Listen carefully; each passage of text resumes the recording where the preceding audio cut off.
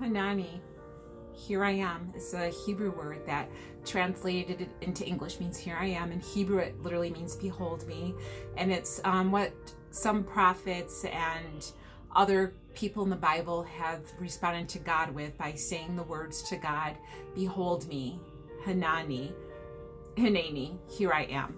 And so God has been speaking to me recently about being present and being focused.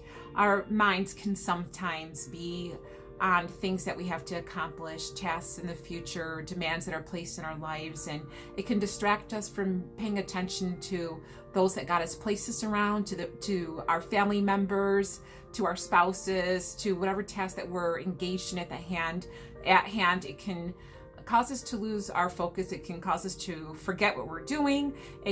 Because our mind is not fully present, we may become angry or bitter or aggressive or engaged in behavior that we normally wouldn't engage in because of the anxiety that is built up because of the things that we have yet to accomplish in the future, the demands that are placed in our lives.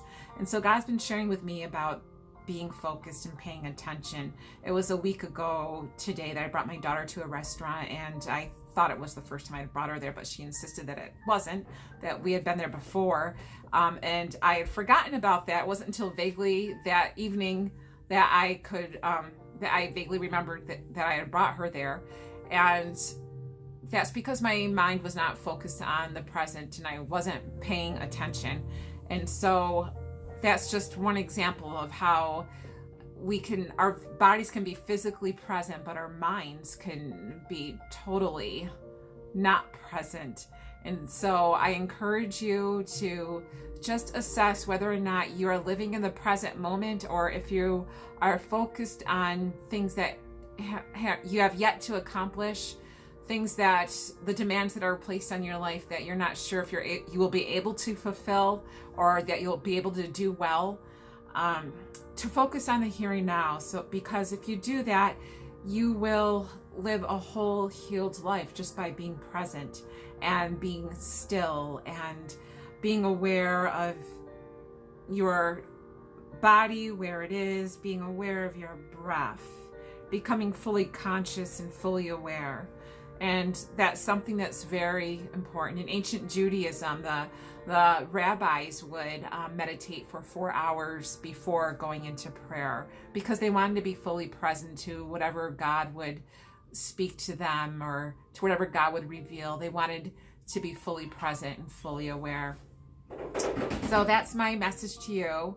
I am now going to transition into study mode for my social justice and spirituality class with Rebecca Letterman at Northeastern Seminary.